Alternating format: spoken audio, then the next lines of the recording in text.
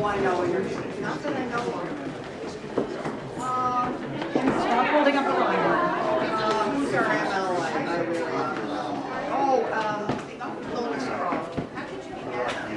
No.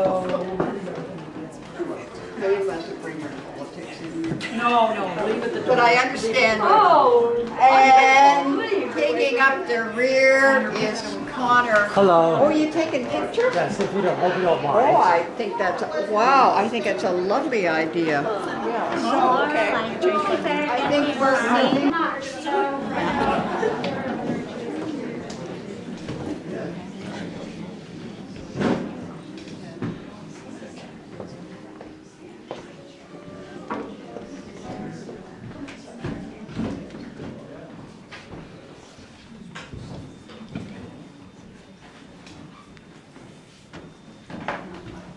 lost sight of Laurel, but I'm here.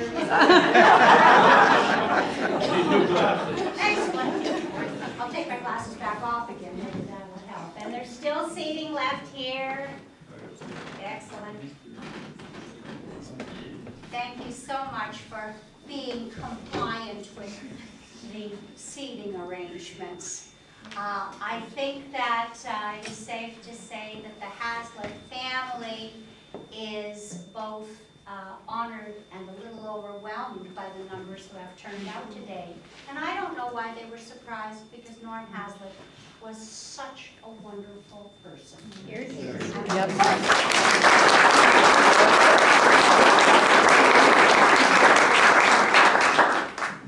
My name is Lee Simpson. Some of you know me as Reverend Lee Simpson. I am the minister at Trinity United in Mahone Bay and St. Paul's in Blue Rock, Stonehurst.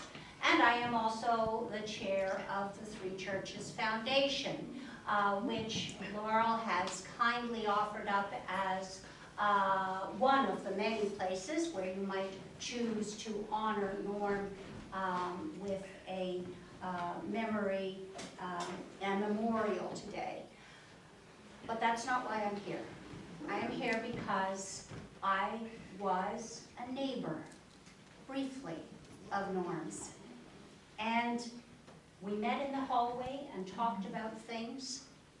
And I thought, oh, how wonderful that we will have a chance, my husband and I, to get to know Norm better. And we didn't. And that is both a sad thing, but also the most enormous blessing.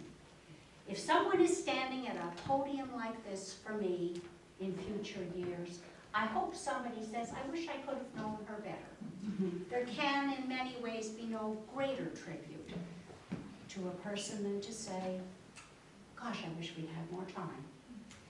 Time was not on Norm's side, but my goodness, memories were, and that is what we will be sharing with you today.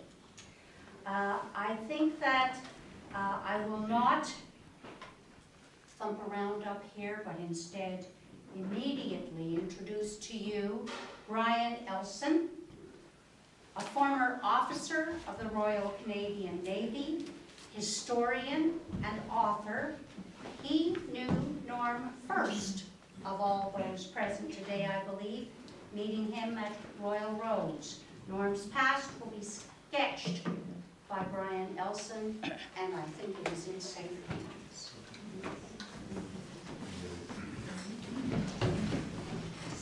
So thank you, Reverend, and good afternoon all. It's incredible to see so many friends, family, and neighbors out here for say goodbye to Norm. I can only echo the Reverend that he deserved. I'm happy to see here Peter Drage, who I have served with before, and Doug McGinley, an amateur historian of considerable repute. I regret I don't know the rest of you except you. There are many people here who knew Norm for a longer period in personal relationship than I have done. However, I do believe, as was said, that I was the person who first met Norm. might have guessed it was in connection with the military and specifically the Navy, and that is why I've chosen to show up in this garb. I first met Norm in September of 1951. That's more years than I've been able to add up.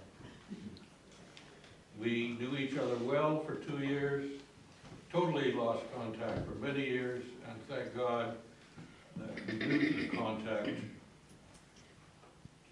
really only a few years ago, but very few precious years.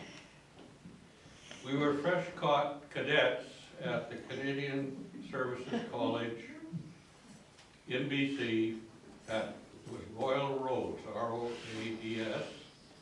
It had been a private estate. There was a castle on it. And in the mid-40s during the war, it was acquired by the Defense Department, or the Navy Department, and turned into the Naval Officers Training College. A few years later, they added Air Force cadets, and a few years after that, Army cadets. So it was a mishmash of different services, and the drill in trying to copy everybody's thoughts was a mishmash also. The system was that we would go to Royal Roads for 2 years, after which we would proceed onwards to the Royal Military College, where we would finish our education and graduate with a degree. That was the plan. Norm and I were among the 100-odd, very odd some of us, first-year cadets who arrived in September of '51. There was about 100 of second-year cadets, our seniors in residence. We were, therefore, with our graduation date of 1955 from RMC, we were the class of 1955. We were not paid, but we were given the 25 cents of our own money every week, whether we needed it or not. And we had to line up at a parade in order to get that. The curriculum was very broad. We were almost entirely high school graduates. The curriculum was very broad, covering all the art subjects you could think of, plus all the engineering subjects, physics, chemistry, that sort of stuff. The idea was to produce somebody who was pretty well rounded and could specialize in a chosen field later on. There was compulsory study every evening. We lived in barracks, which was also the dining hall and the classrooms, and across what was called the circle was this castle.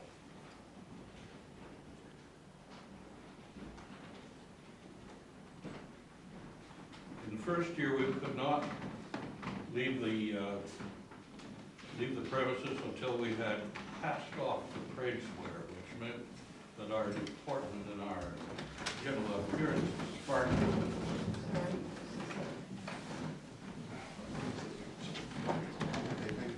Sorry for the interruption. We were deemed to be fit to be seen in public. If we were detected any minor misdemeanor or our turnout was judged to be lacking, we were punished by what were called circuits. And that meant running in your boots around the oval between the barracks block and the castle for however many circuits as you were judged to deserve. Those who were sentenced ran their circles in the evening under supervision before being allowed to go to bed. There was compulsory study every night. On top of the studies, much of our time was spent in physical training and above all in parade square drills. Initially in smaller groups under an army sergeant. Some evolutions required that people know whether they were an odd or even number. This was achieved by lining up in order, and at the order number, the man on the right would say 1, the person would say 2, 3, 4. By the time you finished, everybody knew whether it was even or odd. I think every class at one time or another decided they would number in Roman numerals. And at the order number, it would go I, B, I.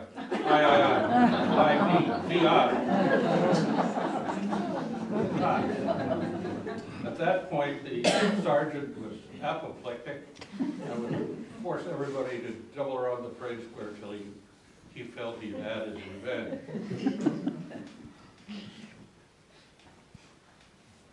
In the end, all that drill paid off when the then Princess Elizabeth visited the West Coast and inspected a parade of the cadet body.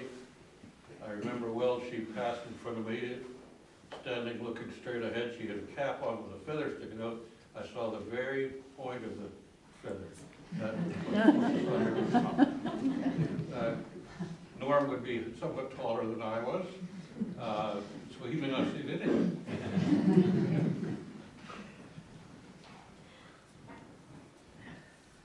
If all this sounds soul destroying, it wasn't.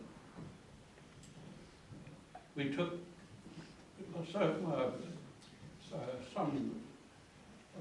rivals of Royal Roads took pleasure in referring to us as Royal Rodents.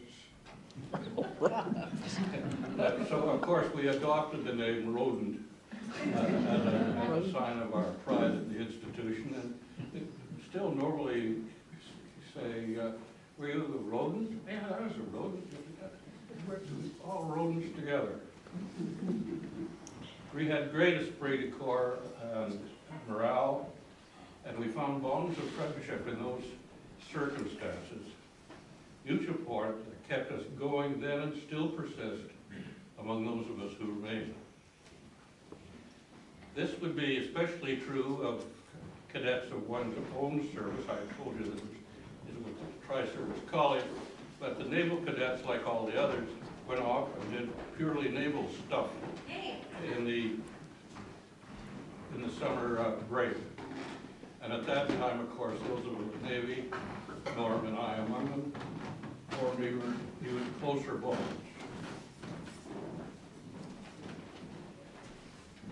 It was at that point, I believe, that I discovered that in terms of his method of entry, Norm was not the same as most of us, who I said had senior matriculation, came straight from high school to Royal Roads.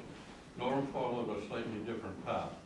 At the age of 16, he went to sea as a merchant sailor, decided he liked it, and joined the Navy as a new entry ordinary seaman. And he was plucked from the new entry sailors to be a cadet at Royal Roads, which was a real mark of distinction and the potential everybody saw in Norm, even in those days. After the second year summer's training, my direct contact with Norm ceased for many years. He went on to RNC in accordance with the plan.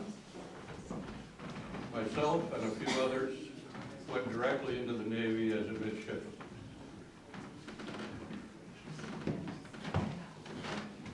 The Royal Canadian Navy is not a very big one, but it's very often it's possible to do an entire career without running into someone that you previously might have known. So I have nothing directly to say about the period when Norm and I were not in contact. But fortunately, I have testimony from one of his close associates. And this is a man named Bob Jekyll, who lives in Toronto. Some of you may have met him. He too was a member of the class of 55. And he writes, and I'm quoting him now, though Norm and I met at Royal Roads in 1951, it wasn't until 7 years later, when we were at HMCS Shearwater, that we were both employed on the base and living in its bachelor officers' quarters. Life in the officers' mess brought us together socially, but it wasn't until we were both appointed to VS 880 Squadron that we really got to know each other. Norm was squadron electrical officer, and I was his counterpart as air engineer. For over 2 years, we shared in the excitement of keeping 12 tracker aircraft serviceable and their pilots happy. It was then that we decided to build our own aircraft, an ultralight job in a kit. We called it after our name, the Jekyll. The only part of the project that has survived is the name, but we had fun talking about it. Then there was the social life next door in Halifax. Party time was a happy distraction for us both, as we met the city's fairest, but none was so fair as the lovely Laurel, who Norm eventually married. I was honored, this is Bob Jekyll, to be Norm's best man. Subsequently, we got together for celebrated bourguignon evenings. Sounds delicious. Time went by and Norm and I both left the Navy. Geography and distance often got in the way of subsequent meetings, but we managed to stay in touch, if only by monthly phone calls. Now the operator says, the person you are trying to reach is no longer available. And again, quoting Bob Jekyll, rest in peace, old buddy.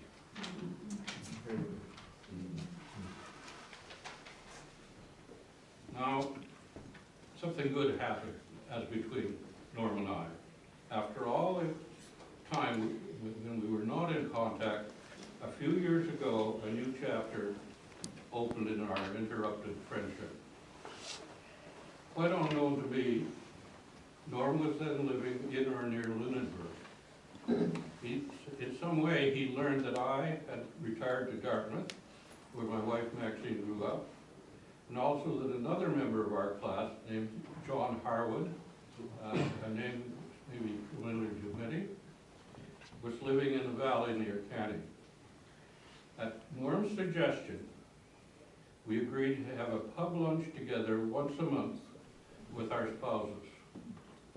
The location rotated among the three of us, with a host picking the spot for that reunion. Our first, I well remember that was the first such venue was Norm's choice, and it was the Knot Pub in Lunenburg. Yeah.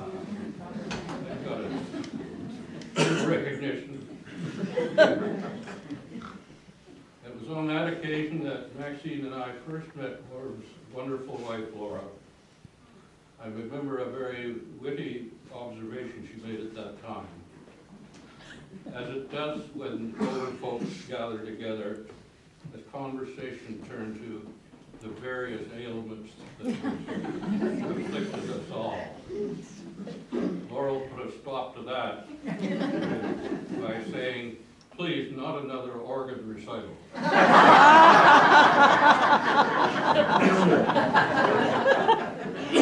That's cute. In the course of these lunches, I came to recognize that Norm had become a truly well-rounded human being, with accomplishments in many fields. He was never one to highlight his own achievements, but the reality gradually emerged from the cross-table talk. In my humble opinion, Norman Haslett was a true gentleman, the sort whose loss will continue to sadden all those who knew him. It was also very apparent that at heart he remained a naval officer above all. He has crossed the bar, and I can only wish that I have known him longer and better. Thank you very much.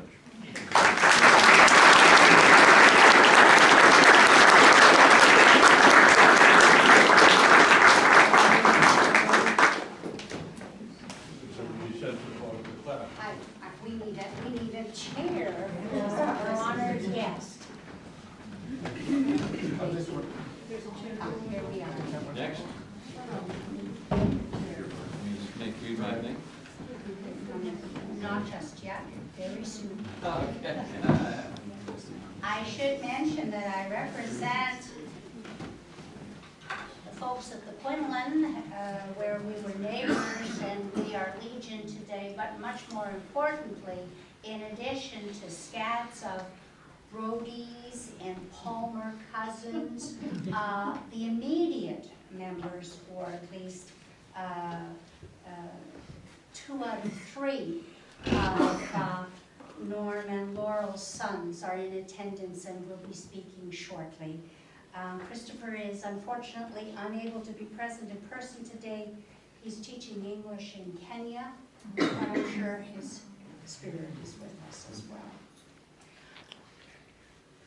Norm was interested in everything. I have a list of committed to community volunteering, Boy Scouts, Home and School Association, Unity Group, municipal politics in Lunenburg, and then of all things, piano tuning.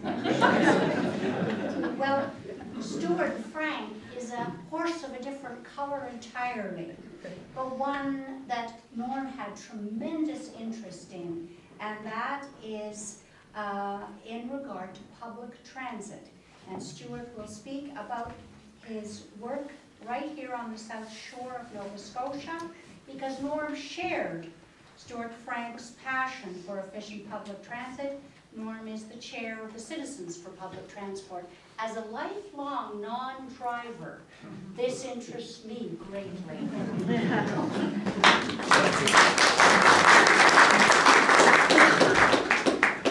Thank you so much, Reverend Lee. I too echo those comments about I wish I had known longer and more about him, and we share a lot in common. And I met Norm, relatively recently. Norm is, I'm going to speak in present tense, Norm is a great friend to many of us all here, as is evident by the number and the quality of the people that are here today.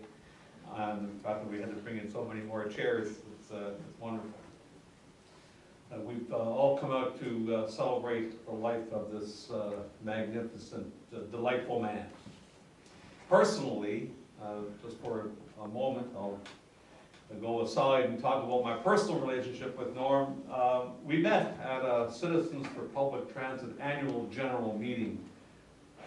These folks would probably help me how long ago that was, probably 8-10 years ago. And he put his hand on my shoulder and he said, in his usual enthusiastic way, you would be a perfect addition to our CTT board of directors. And as you know Norm, some of you much better than I do, how could you say no to Norm? I knew then that I had met someone of great character and integrity. We became friends, and we could talk about nearly anything. We shared a lot of things in common. Sometimes we even argued or disagreed about things, but at the end of it, we always came away with that strong bond and mutual respect. It was great to be able to do that with Norm. We sometimes had to discuss some hard issues, but it was always polite and mutual respect. We shared an interest in music and our great loving families.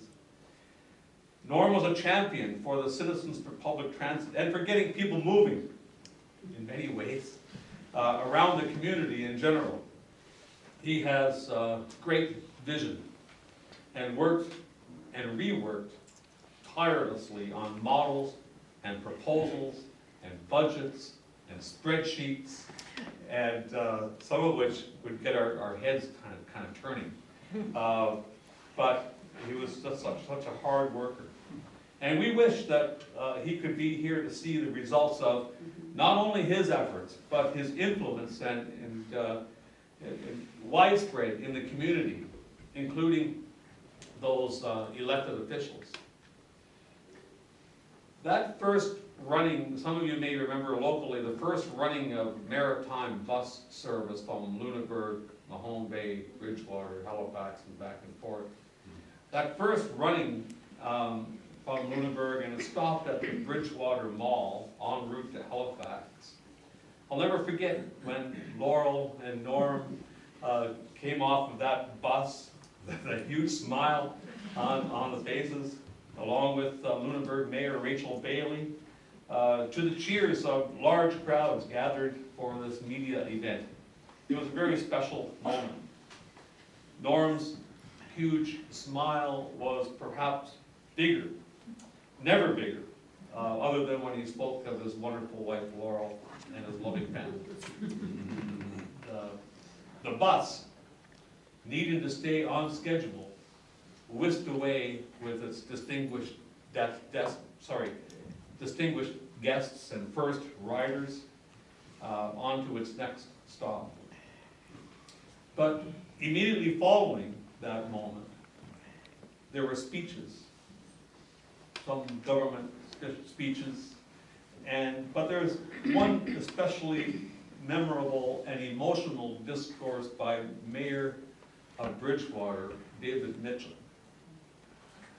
in tears on how fitting it was that Norm was on that bus that day, because he had fought so hard to get public transit, any sort of transit moving. Norm had approached David years earlier to advocate and promote public transit, and obviously made a huge lasting impression. Norm will be greatly and sadly missed, but we know you are still with us, and you're in our memories, you're guiding us, you're steering that bus, and enjoying a taste of single malt at the end of the long trip. Thank you so much. And have a wonderful day.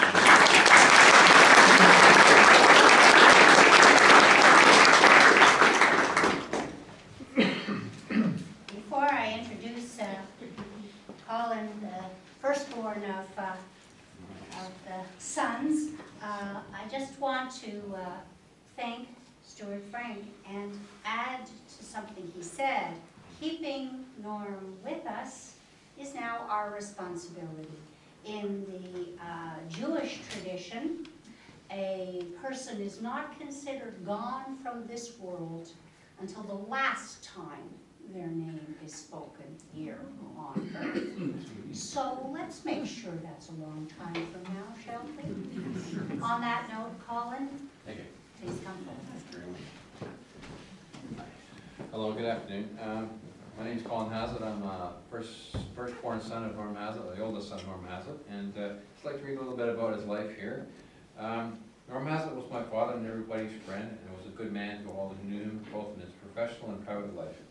He was born on January 16, 1932, in the midst of the Great Depression, just prior to the outbreak of World War II. I'm not sure what his accomplishments were prior to joining the Merchant Marine Corps, but I'm going to see what he did some very valuable things before he joined the Merchant Marine and the Navy. He officially joined the Canadian Navy in 1949 on a dockside in Vancouver, and quickly rose to the rank of position able seaman, and eventually reached lieutenant commander in the Navy. He excelled in technical trades and went to sail around the world on a ship. Yes. Oh, sorry. Can you? Okay. During his time in the Navy, Norm took the opportunity to go to the military universities of Royal Roads and RMC in Kingston, Ontario, and eventually was awarded a BSc in engineering, later on a Master of Engineering at the Nova Scotia Technical School. He served until 1972, at which point he got his discharge from the Navy. In 1959, he met my mother, Laura Brody, and they went on dates for about a year, and then were married subsequently on August 27, 1960, in the military ceremony in Halifax.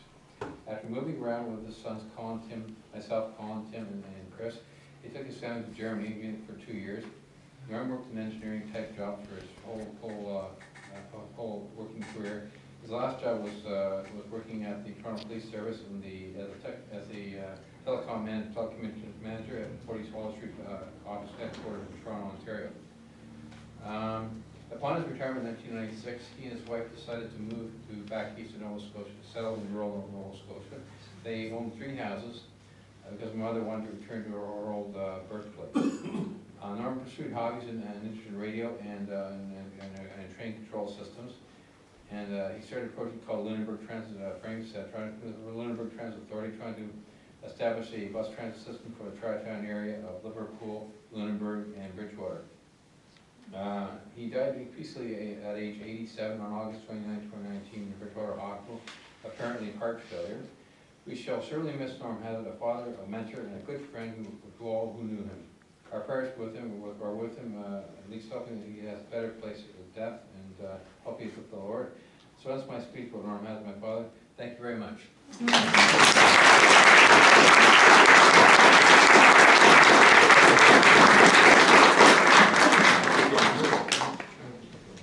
That filled in a lot of blanks, I think, for those of us who might want to tell each other the story later on. Before I pass the podium over to Tim, I would like to thank you again today on behalf of the Haslett family. I will not appear again at the end here because I think you're going to take it from here, Tim. Thank you, Lee. Hi, everyone. My name is Tim Haslett. I'm Norm's youngest. I've had a chance to meet many of you in person, and most of you at some point in my life. But I'd like to start out by thanking all of you on behalf of my family, Colin and my mother, for being here today to share with us the memory of Norman John Haslett. I'd like to draw a particular thanks to Lee for doing such a wonderful job of organizing this and giving us some continuity. You know, when a bunch of different speakers are up, it can be a bit awkward, but thank you for just blowing the whole ceremony. Thank you, Brian, for that wonderful summation of life for our new baby, as well as in our Yes. So that, yes, thank you for, that's an important part of his life that all of us heard about over the years. Thank you, Stuart, for, yes, for talking about Lunenburg Transit, one of his great passions in his life, later on in his life. So, Norman John Haslett, there's a Tosh in there. I didn't really like that, so if you ever say Norman John Tosh Haslett, he'll tell you. Please, no. This is, my grandmother's maiden name was Tosh, so Janet Tosh, so that was the explanation behind that. He was something to all of us in the room, maybe more than one thing. To me, he was a father, and to Colin. He was a husband to my mother. For 59 years, by the way, which is an achievement, so speak about that. He was a relative of other descriptions, whether it's an uncle, brother, brother-in-law, cousin, so on and so on. He was a neighbor, a colleague. He was a school chum. But most importantly, I think he was a friend to all of us. He was certainly a friend to me. So, you know, we didn't want this to be a really somber affair. And judging by the group in the room here today, I don't think it's going to be. There's plenty of blue nosers in one room, so that's a recipe for a bit of a party. We gathered together some photos and little documents and things, mostly thanks to my mother. I think hopefully it'll spark some memories, and maybe you'll learn some new things about his life that you didn't know, because of course many of you only met very late in life. You know, we talk a lot about dates and events in schools and things like that. Try to remember though that here's a 16-year-old boy living in Vancouver who, I won't say he ran away from home, but he ran away to sea, which I don't know if that's even possible anymore today. Probably have an Amber Alert or something. All our phones would start ringing. But that, you know, that was the beginning of a very long and very diverse and fruitful life. He spent some time going up and down the west coast of Canada. Actually, when he was 16, and there's some passes and things over there, he got to go over to Japan in 1948, I believe, which is pretty interesting. yeah, nobody got in there. It was still all sealed off. So and there's actually a picture of him in a rickshaw. This, 16-year-old Canadian boy. So that gives you an idea. That's a pretty impressive start. And I won't go on too long about all the intervening details. We've heard about that from Colin. Thank you so much, Colin, by the way, for Yeah, you're welcome. for your Excellent speech, better than mine. And but I'd like to really spend some time talking about his time here in Nova Scotia, which I think is where he really found his spiritual home. He lived all over Canada. He lived in Ottawa, many years in Toronto, in Germany, Vancouver. But when he came here in 1996 with my mother, he found a place where he could settle and enjoy the later years, but in many ways the most productive and fruitful. So I would like to, certainly on behalf of my family, and especially to you Nova Scotians, and South Shore people, thank you very much for welcoming him into your community, opening your hearts, and allowing him to become one of you, as I believe he did, and allowing him to give back a little, for example, through Transit Lunenburg. And yes, I became a minor expert on Lunenburg transit issues over the years, because every time that I would get the whole plan. I had to check the website for accuracy, and so that's, I know Stuart, and I trust you guys to push that through to fruition, and I know you will. Because it's a great idea, ahead of its time, so kudos to you. So on that note, my father, always the planner, has prepared some words that I'd like to read to you. And then once we're done that, I'd like to invite all of you to join us in a toast. We have some scotch. That was his big drink, scotch, so please. And for those of you who don't partake, we have some cider. But before we do that, I'd like to read a few words from Norman Haslett. So, I quote, "I ask for a brief secular ceremony here today. That is not because I have disrespected those with strong faith. In fact, I envy them somewhat, but because I have not been able to commit myself. I was a believer, however, that he which we call God, or Allah, or Buddha, is simply a manifestation of all that is good in the human spirit. Therefore, like Abu Ben Adam, I hope that you will, quote, write me as one that loved his fellow man. And, like Kipling, I hope that there will be no mourning at the bar when I put out to sea. And I don't expect to hear anything. Speaking of love, I wish to thank my beloved Laurel for so many years of support in sickness and health. Together, I think we fiddled and scraped it through the ups and downs of life." So, we'd like to Wonderful sons. raise a glass, and I'll join you in spirit to Laurel and my 3 wonderful sons. So, shall we? Yeah, we'll take a pause and maybe we do the toast in a minute. All right. Thank you.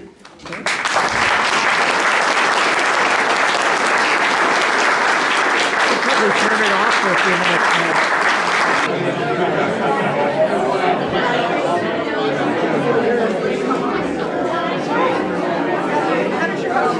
Excuse me.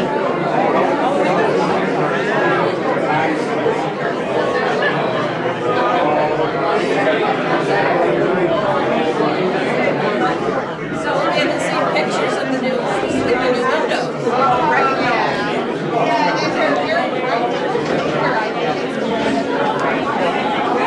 Yeah.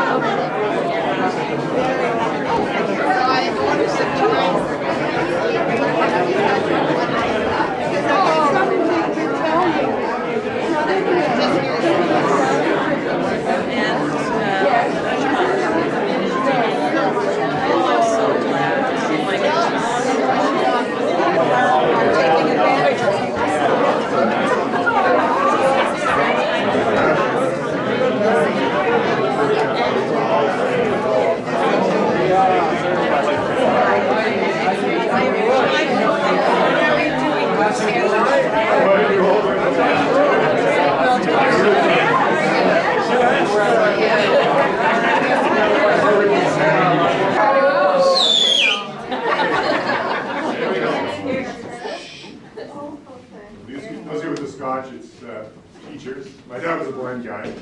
He never got in a single malt of it. Yeah, I know. I think he also liked Christ, but anyway. So there is a naval toast for today. There's a little out of fashion. Wives and sweethearts, may they never meet. Heroines, Mom and John Haslett. Norm. Thank you for coming. Brother Norm. Thank you. Oh, Here's a little